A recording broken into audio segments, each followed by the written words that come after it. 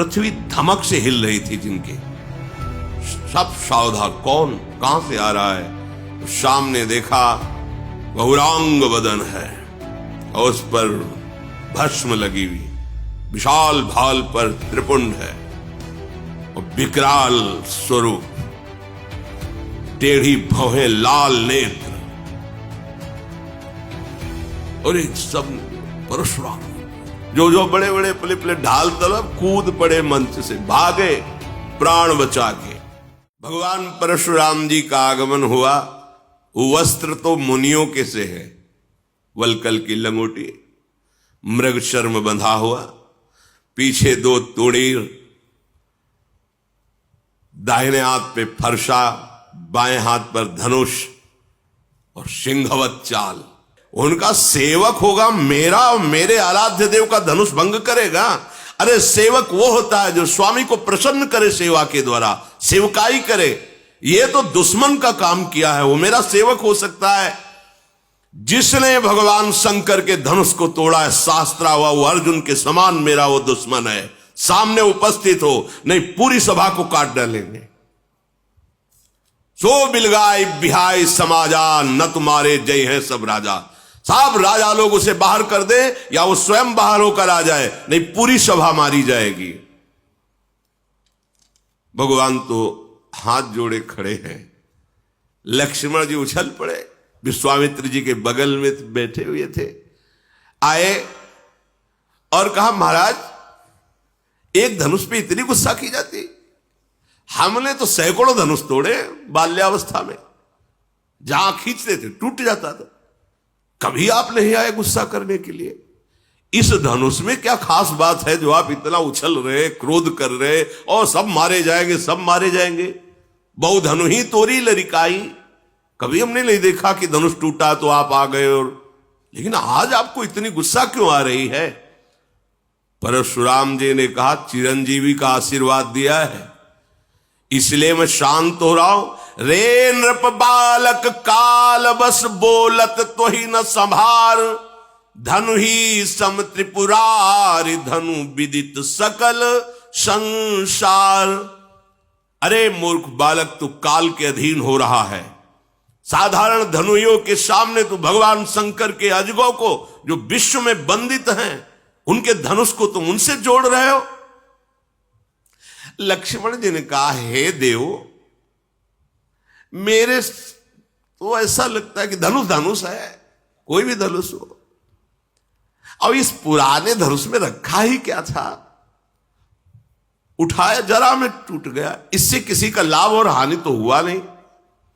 मेरे प्रभु ने तो इसे समझा कि बहुत वजनदार है, बहुत कठोर है, तो उठाते ही टूट गया, इसमें कोई दोष नहीं है। और आप बिना किसी दोष के ऐसे उछल उछल करके क्रोध कर रहे हैं, हमको तो अच्छा नहीं लगता आपका ये स्वरूप। परशुराम जी ने इसे फरसा लिया, बोले चितई परसु की ओरा, रे सठ सुन्यो स्वभाव न मोरा। बालक बोली बधौ नहीं तो ही, केवल मुनि जड़ जा नहीं मोही। बाल ब्रह्मचारी अति कोही, विश्व विदित क्षत्रिय कुल द्रोही। भुजबल भूमि भूप बिनु कीन्ही, विपुल बार मही देवन दीनी। सहस्र बाहु भुज छेद निहारा, परसु बिलोक महीप कुमारा। परसा से दिगाए, दुष्टता की बात करता है, मेरे स्वभाव को नहीं जानता। अभी तक तू जीवित है केवल बालक समझकर चिरंजीवी आशीर्वाद दिया, इसलिए पूछ ले विश्वामित्र से, मेरी महिमा पूछ ले अपने गुरु से। मुझे निरा मुनि मत समझ, मैं बाल ब्रह्मचारी अत्यंत क्रोध करने वाला हूं और दुष्ट राजाओं का विनाश करने वाला है, मेरा फरसा है। अपनी भुजाओं के बल से 21 बार पृथ्वी के दुष्ट राजाओं को काट काट करके उनके राज्य का दान ब्रह्म ऋषियों को किया है। शास्त्राबाओं की भुजाओं का छेदन करने वाले मेरे फरसे को देख।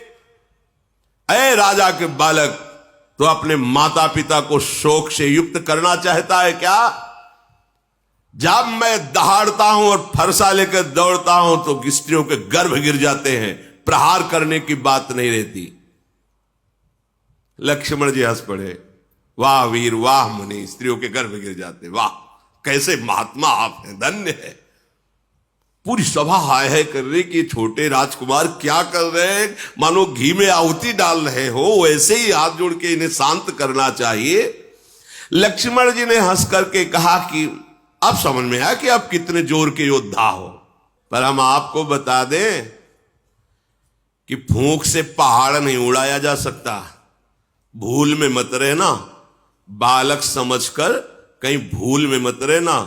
फूंक से पहाड़ नहीं उड़ाया जा सकता। ये बार बार जो है जो फरसा दिखा रहे हो, तो यहां कुम्हड़ बतिया को नाही, जे तर्जनी देख मर जाही। यहां कोई कुम्हड़ा की बत्तियां नहीं कि अंगुली दिखा दोगे सूख जाएगी, कि तुम्हारा फरसा बार बार दिखा रहे ना कि फरसा दिखा दियो हम डर जाएंगे। फूंक से पहाड़ उड़ाने की कोशिश मत करो, हमें निरा बालक मत समझो। आपको प्रणाम किया है तो सिर्फ मुनि वेश देख करके। ये जो आप फरसा धनुष बाण, ये मुनि वेश के विपरीत है। मैं अभिमान से नहीं कहता हूं, आप सच्ची समझ लो, मुझे केवल बालक मत समझना। अगर हम आपसे अभी नम्रता से पेश हो रहे हैं तो उसका कारण है, भृगुसुत समुझी जनेऊ बिलोकी, जो कछु कहो सहस्र ऋषिरों की। आप जो बोल रहे हो ना, और मैं सह रहा हूं, इसका कारण एक ही है। एक तो यज्ञोपवीत धारण की ब्रह्म ऋषि हो, और दूसरी बात जानता हूं भृगुवंश को पावन करने वाले महात्मा हो। इसी के कारण आपके ऐसे कठोर वचन और ऐसे अभिमान भरे वचन सुनकर मैं शांत हूं, क्योंकि हमारे कुल में देवता, ब्रह्म ऋषि और भगवान के भक्त, इन पर कभी हाथ नहीं उठाया जाता, चाहे जितना बड़ा अपराध कर दें। हमारे कुल में वीरता इन पर नहीं दिखाई जाती। आप ब्रह्म ऋषि है, महात्मा है, भगवान के भक्त पर, महात्मा पर, ब्रह्म ऋषियों पर हमारे कुल में कभी हाथ नहीं उठाया जाता, क्योंकि इनको मारने से बहुत बड़ी ब्रह्म हत्या लगती है, और अगर इनसे हार जाए तो बड़ी भारी अपकीर्ति होती है। फिर भी हम आपके पैरे ही पड़ रहे हैं कि आप शांत हो जाइए। आपको ज्यादा ये अस्त्र शस्त्र दिखाने की जरूरत नहीं, क्योंकि आपके वचन ही करोड़ों वज्र के समान है, तो और अस्त्र प्रहार करने की जरूरत क्या है? आपने बेकार में फरसा धारण कर, फरसे से ज्यादा तो आपके वचन है कठोर, अर्थात मुनि के वचन बहुत मृदु, शांत और समदर्शिता से युक्त होने चाहिए। वो आपके हैं नहीं। अगर आपको हम कुछ अनुचित बोल रहे हो तो आप उसका लक्ष्य समझ लेना, आपके पास धनुष बाण और फरसा देख करके। अगर आप केवल मुनि बन करके आते तो अर्घ पाद्य देकर आपके चरणों में हम बैठे रहते। पता नहीं क्या हो रहा है कि लक्ष्मण जी बोल रहे हैं और परशुराम जी का हाथ काम नहीं कर रहा। नहीं, उनके सामने कोई बोल सके। अब विवश हो गए। विश्वामित्र जी का समझाओ ना अपने चेला को, बहुत उद्दंडता कर रहा है। कौशिक सुनऊ मंद यह बालक, कुटिल काल बस निज कुल घालक, भानुवंश राकेश कलंको, निपट निरंकुश अबुध असंको। विश्वामित्र जी समझाओ ना इसे, बड़ा कुबुद्धि है, कुटिल है, एक काल के बस हो रहा। अगर हमारा फरसा चला तो इसके ऊपर ही नहीं, पूरे इसके वंश का विनाश कर देंगे। ये तभी निकलता है जब कमजोर हो जाता है सामने वाला। हमारी बात बताओ ना कि हम कौन हैं। अभी एक क्षण में काल का ग्रास हो जाएगा। मैं पुकार करके कहता हूं, इसके बाद कोई मुझे दोष मत देना। लक्ष्मण जी ने कहा, महाराज दूसरे को बताने की जरूरत ही नहीं। आपका यश, जब से आप आए तो अपने मुख से इतनी बार यश कह चुके हैं कि दूसरे को परिचय बताने की जरूरत नहीं। आप बार बार फरसा उठा बता चुके हैं। अगर अभी कुछ और रह गया हो तो और बता दीजिए। सब कह रहे कि ये जो गौरवर्ण का कुमार है तो बहुत ही विचित्र है। हमें लगता है भगवान आपको संतोष नहीं है, आप क्रोध मत रोकिए। आप वीरता का वेश धारण किए हैं, आप और बोलिए, जो कुछ करना चाहे आप कर लीजिए, आप क्रोध को रोकिए मत। पर आपको जरूर ये कहता हूं कि साधु के वेश में शोभा नहीं देता। हमने तो देखा है कि जो वीर योद्धा होते हैं वाणी से नहीं बोलते, उनका काम बाणों से होता है। वो आप जब से आए वाणी से ही बोलते जा रहे हो। सारी सवाल कार्य किसी तरह इस कुमार को चुप करो, कहीं ऐसा ना हो कि कुछ अमंगल हो जाए। वो इधर लक्ष्मण जी ने कहा कि डींग हाँकना बंद करो महाराज, अब अपनी वाणी का वज्र प्रहार करना बंद करो।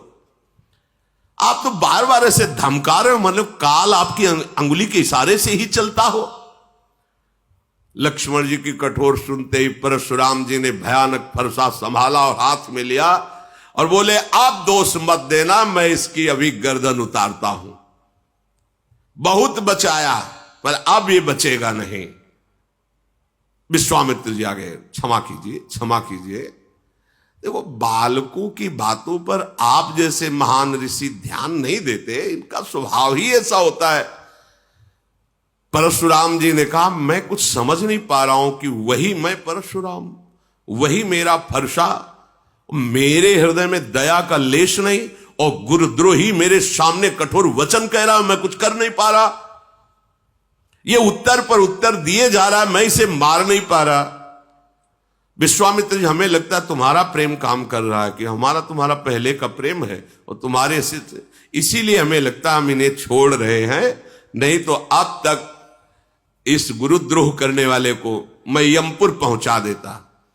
विश्वामित्र जी हंस करके सोच रहे कि मुनि को सब हरा ही हरा नजर आ रहा है, जैसे सावन में कोई अंधा हो जाए तो हरा ही हरा। इनको ये राजकुमार राजे कुमार नजर आ रहे, अभी इनकी दिव्य दृष्टि खुली नहीं कि देख पावे कि कौन है, चराचर के स्वामी सामने खड़े हैं।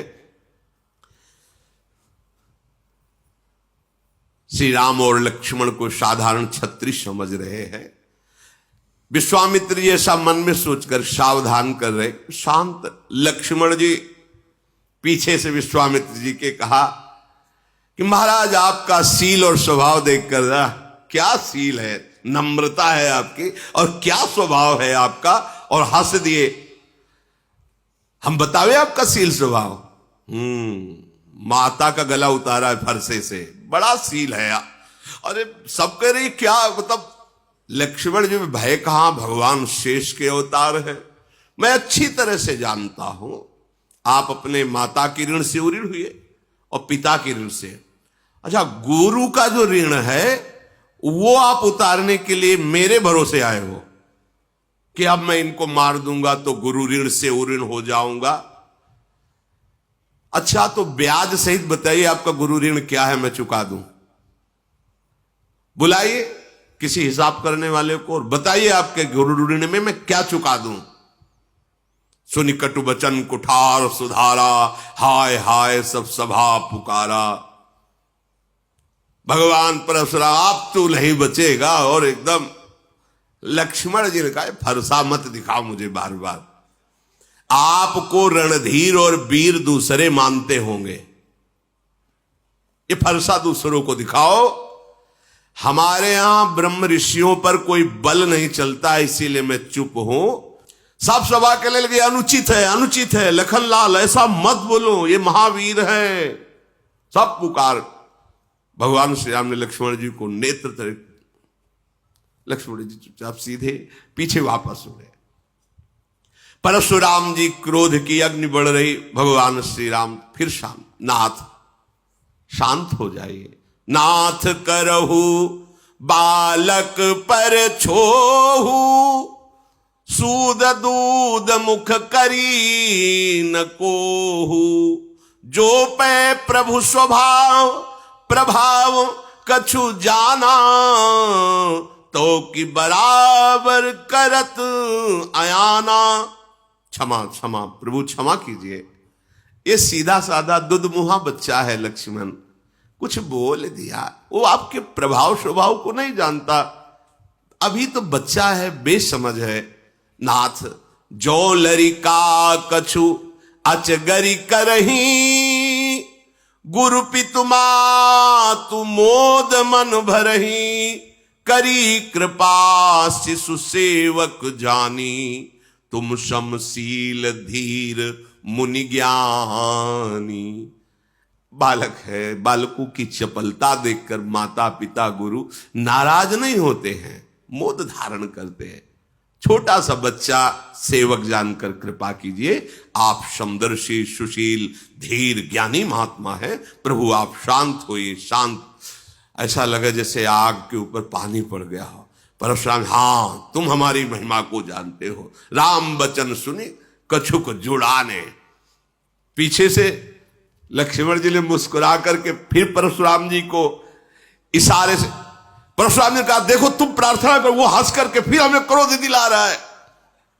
ये बड़ा, और राम जी के पीछे से इशारा करे, बहुत जोर के मुनि हो तो, और हंस लक्ष्मण जी की हंस, और राम जी हाथ जोड़कर गंभीरता, आप महामुनि धीर वे, और लक्ष्मण जी हंस के, हमें पता है कितने बड़े तुम वीर हो। उन्होंने कहा कि राम तोर भ्राता बड़ पापी, ये बड़ा पापी है, मुझे वहां से फिर जला रहा है,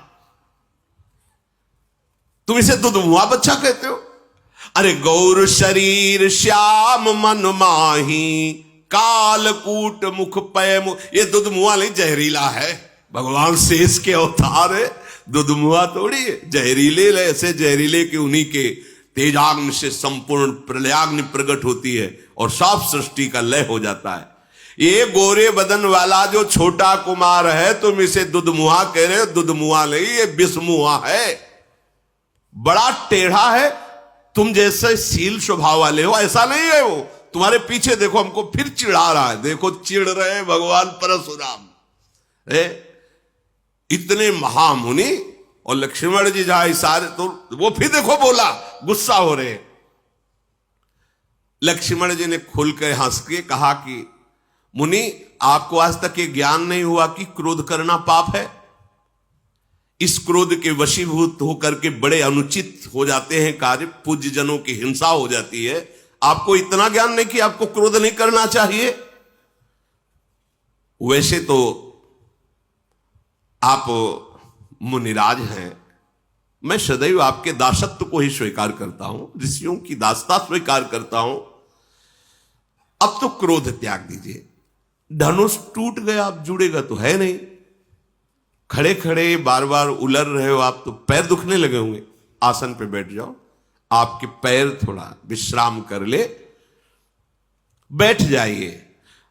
अगर धनुष के बिना आपको चैन न पड़े तो हमारे अयोध्या में ऐसे कारीगर हैं, हम अभी बुलाते हैं, एक क्षण में धनुष को जोड़ देंगे, कारीगरों से जुड़वा के आपको धनुष देंगे।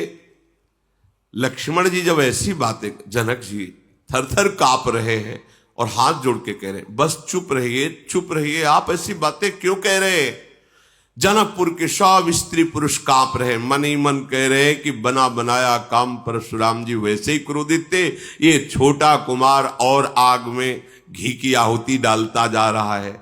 लक्ष्मण जी की निर्भय वाणी सुनकर भगवान परशुराम जी का क्रोध और बढ़ रहा है, पर हृदय में कोई क्रिया नहीं हो रही। वाणी से तो बोलने पर हृदय एकदम शांत है, ना तो मारने की इच्छा हो रही है, एकदम हृदय शीतल, क्योंकि सामने साक्षात भगवान श्री राम विराजमान है। ये मन का मैला, शरीर का सुंदर, ऐसा लग रहा है जैसे विष में से भरा सोने का कलश हो। इसको भाई बस शांत कर दो, परशुराम जी सबसे इसको शांत कर दो। लक्ष्मण जी ने हंस करके कहा कि और किसी को कहने की जरूरत ही क्या है महाराज, आपका शांत वेश देखकर वैसे ही हम शांत हैं, मतलब आपका तो खुद अशांत स्वरूप हो रहा है इस समय। प्रभु श्री राम ने ऐसे देखा, अब शांत रहिए। लक्ष्मण जी सकुचा गए और विश्वामित्र जी बुलाए, लक्ष्मण जी को पास बैठाला। भगवान श्री राम हाथ जोड़े और विनय के साथ कोमल वाणी में कहा, प्रभु आप सुजान हो, बड़ा सुंदर स्वभाव आपका है, आप उस बालक की तरफ से मैं क्षमा मांगता हूं।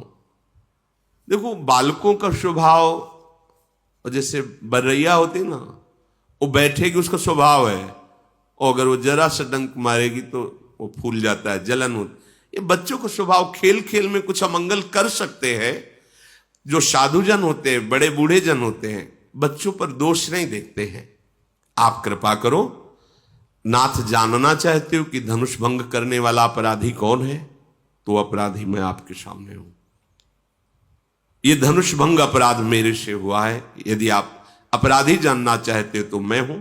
स्वामी, अब चाहे आप कृपा करो या क्रोध करो, वध करो या बंधन में डाल दो, जैसा आप समझे। मैं आपका दास हूं, आप जैसा चाहें वैसा आप हमारे साथ बर्ताव करें। मुनिराज, जिस तरह से आपका क्रोध दूर हो वो उपाय कर लो। मुनि ने कहा कि क्रोध कैसे जाए? अब भी वो विश्वामित्र जी के पास बैठा हुआ टेढ़ा ही हमारी तरफ देखा, और इनकी भी दृष्टि वही लगी लक्ष्मण जी के ऊपर। वो होता है ना, एक बात और है, जो चिढ़ने लगे ना तो उसको लोग और चिढ़ाते हैं। जैसे तुम्हें कोई कहे चिढ़ा, और आप चिढ़ो ना तो फिर वो धीरे धीरे शांत हो जाएगा। और परशुराम जी चिढ़ रहे, ऐसा स्वभाव कभी नहीं देखा गया इनका। पर आज भगवान का प्रभाव और स्वभाव ऐसा है कि वो सब हैं तो भगवान के अंश ही ना, वो अहंकार नहीं रहने देते। किसी सुनहु राम कर सहज स्वभाव, जन अभिमान न राखे काऊ। परशुराम जी की विनय राम जी कर रहे, पर राम जी पर नहीं देख रहे, लक्ष्मण जी की तरफ देख रहे। जो विश्वामित्र वहां से वो मुस्कुरा के ऐसे बोले, फिर भी देखो वहां से हमारी हंसी उड़ा रहा है और वो टेढ़ा ही देख रहा है। अब तो इसकी गर्दन पर कुठार ना चलाया तो मेरा क्रोध करना व्यर्थ चला जाएगा। अरे जिस कुठार की घोर आवाज सुन करके दुष्ट राजाओं की स्त्रियों के गर्भ नष्ट हो जाते थे, उस फरसे को मैं धारण किए, फिर भी ये राजपुत्र जीवित है, मेरा हाथ क्यों नहीं चल रहा? मेरे क्रोध से तो छाती जल रही, पर मैं कुछ कर क्यों नहीं पा रहा? क्या हो रहा है मेरे को? ये विपरीत दशा कैसी, ये विपरीत स्वभाव कैसा? पता नहीं इस समय मेरे हृदय में क्या हो रहा है। भगवान परशुराम जी कह रहे, मुझे लगता है कि मेरे हृदय में जो कभी नहीं थी वो दया आ गई क्या मेरे हृदय में, इसीलिए दुस्साह दुख सह रहा हो। लक्ष्मण जी ने वही से मुस्कुरा के कहा, सिर नवा के कि महाराज आपकी दया भी आपके स्वरूप के अनुकूल ही है। मतलब दया भी, ये दया है, हाहाकार मचा दिए, ये दया है आपकी, ऐसा मान। और आप जब बोलते हैं महाराज तो ऐसा लगता है फूल झड़ रहे हैं। महाराज जब आपकी दया में यह हालत है तो जब आप निर्दयता करते होंगे तो क्या होता होगा? दया में तो जल रहे हैं, और जब निर्दयता आएगी तो क्या होगा? अगर क्रोध आ गया तो हमें लगता है आप ही का शरीर भस्म हो जाएगा। परशुराम का देखा जनक, देखा, अब हम शांत हो रहे थे, फिर इसने आग लगा दी है, अब तो पक्का ये यमराज का अतिथि बनेगा।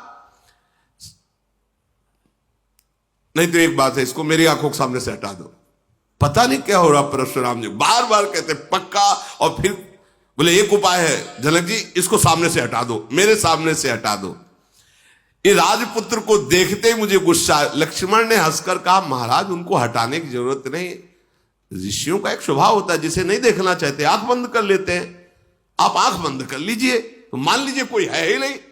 लक्ष्मण जी ने कहा, मूंदे आंख कतहु को नहीं, हटाने की जरूरत नहीं, आप अपनी आंख मूंद लीजिए। परशुराम तब राम प्रति बोले उरयति क्रोध, संवत्सरासन तोरि सठ करसि हमार प्रबोध। क्रोध धारण करते हुए भगवान राम से कहा, तू भी उसी का भाई है ना? बार बार विनय करता है और भगवान शिव के धनुष को तोड़ा और हमें ज्ञान सिखाने चला है। तेरा भाई तेरी ही सम्मति से मुझे कटुवचन बोलता है और तू आकर छल से हाथ जोड़कर मुझे शांत करना चाहता है।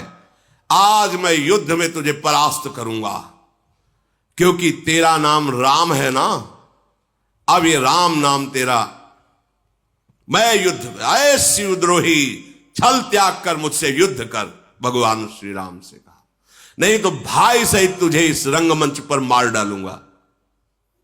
हर्षाली भगवान श्री रामचंद्र जी हाथ जोड़े से महान गंभीर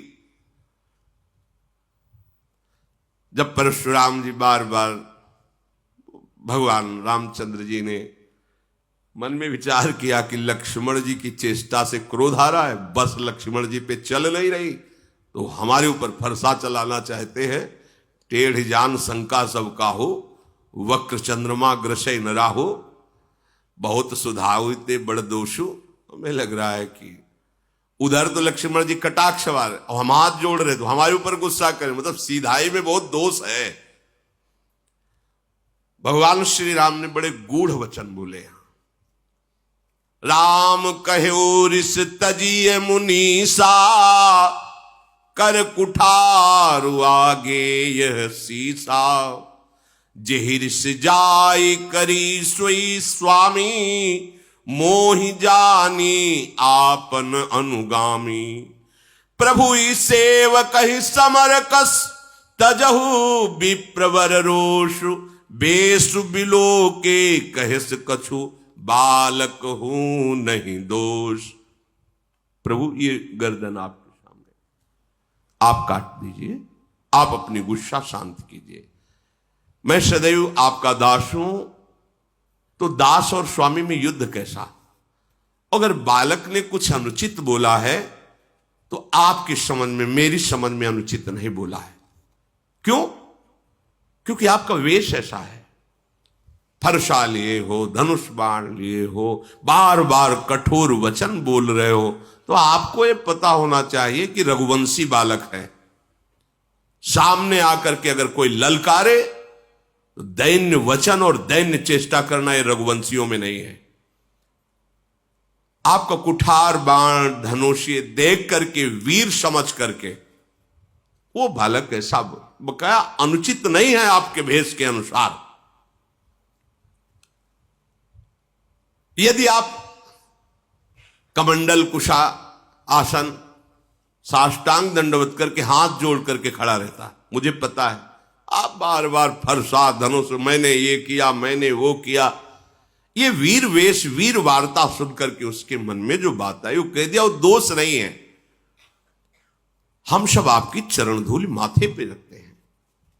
क्षमा, आप शांत रहिए, बहुत क्षमा होनी चाहिए आपके अंदर, दया होनी चाहिए, आप ऋषि हैं।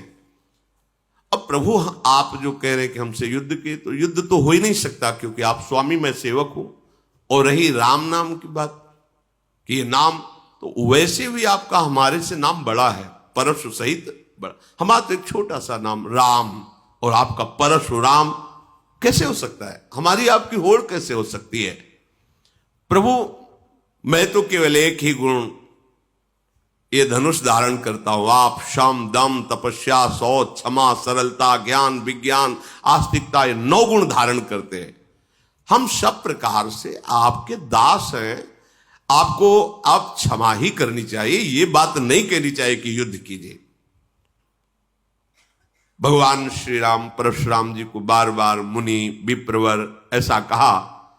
परशुराम जी क्रोधित होकर ठहाका मारकर बोले, समझ गए तुम मुझे कोरा मुनि ही समझते हो, समझ गए, तुम ही मुझे कोरा मुनि ही समझते हो। मैं ऐसा ब्रह्म ऋषि नहीं हूं जैसा तुम समझते हो।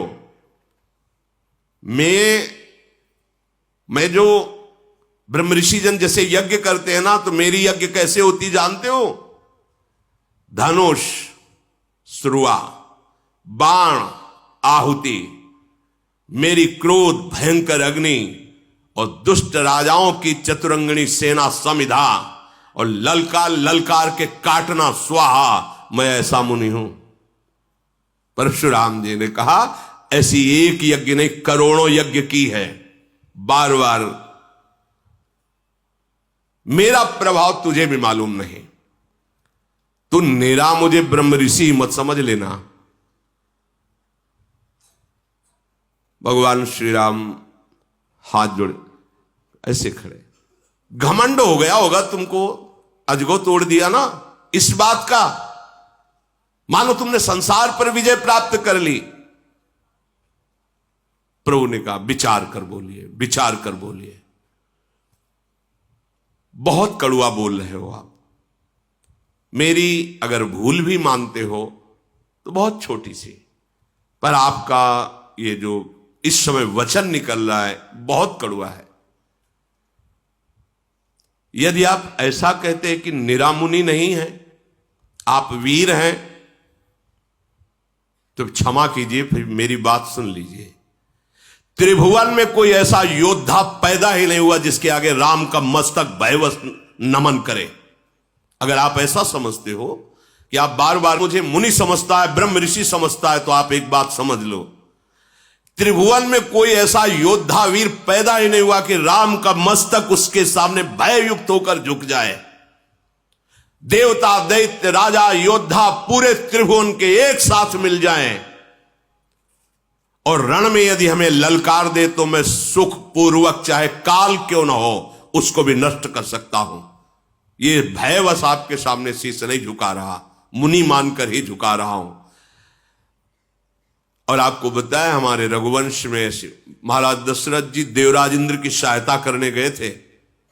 हमारे रघुवंश की कुल की ऐसी प्रशंसा है कि रण में यदि ललकार दे तो सामने चाहे कोई काल भी क्यों ना, कदम पीछे नहीं हटेगा।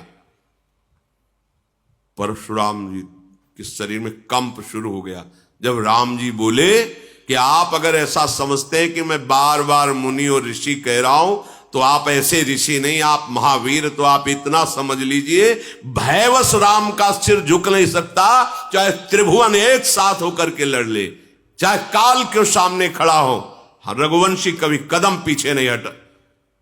फिर हाथ जोड़ा राम जी ने, कहा ऐसा होने पर भी आपके चरणों में प्रणाम है, मैं आपका दास हूं, और जो आपसे भयभीत हो गया वो जगत से निर्भय हो जाता है। जो आपसे भयभीत हो गया वो जगत में निर्भय हो जाता है। विप्रवंश के अस प्रभुताई, अभय होए जो तुम्हें डराई। नाथ, जो आपसे डर गया वो त्रिभुवन में निर्भय हो जाता। परशुराम जी की बुद्धि काम नहीं कर रही कि एक बार इतना शब्द मेरे सामने कह देना कि भयवश में सर नहीं झुका रहा, अगर काल भी हो तो राम का सर भयवश नहीं झुकेगा। मतलब वीरता ऐसी और बुद्धिमत्ता ऐसी कि आपको जो डर जाए तो त्रिभुवन में निर्भय हो जाए। बार बार वो सोच रहे हैं भगवान के गूढ़ वचन को कि ये सामर्थ्य तो एकमात्र मेरे आराध्य देव में है, हरि में, दूसरे में तो है नहीं। भगवान परशुराम जी ने कहा कि मुझे कुछ संशय हो रहा है, प्रभु निवारण कर लीजिए। तो उनका एक बार भगवान विष्णु ने मुझे अपना ये सारंग धनुष दिया था, कहा था कि मेरा अवतार होगा तब मुझे समर्पित कर देना। मेरे संशय निवृत्ति के लिए आप क्या इस धनुष पर प्रत्यंचा चढ़ा सकते हैं? भगवान ने कहा आदेश कीजिए आप। तो उनका मेरे संशय के नाश के लिए आप इस पर प्रत्यंचा चढ़ा दीजिए, क्योंकि दूसरा त्रिभुवन में कोई नहीं जो भगवान श्री हरि के सारंग धनुष पर प्रत्यंचा चढ़ा सके, वो केवल वही चढ़ा सकते हैं, दूसरा नहीं। तो जे ही देने को हुए तो अपने आप धनुष प्रभु के हाथ में जाके विराजमान, क्योंकि उन्हीं का नित्य पार्षद है। भगवान ने एक क्षण में खींचा, प्रत्यंचा चढ़ाई, अमोघ बाण संधान किया, देत चाप आप ही चल गयऊ, परशुराम मन विस्मय भयऊ। जाना राम प्रभाव तब, पुलक प्रफुल्लित गात, जोरी पानी बोले बचन, हृदय न प्रेम अमात। आहा, मैं जान गया, क्षमा कीजिए प्रभु। पुलकित हो रहे भगवान परशुराम जी, हाथ जोड़कर हृदय में प्रेम नहीं समा रहा। ओहो रघुकुल रूपी कमल वन के सूर्य, में समझ गया आप कौन है। आप भगवान श्री हरि है। प्रभु आपकी जय हो।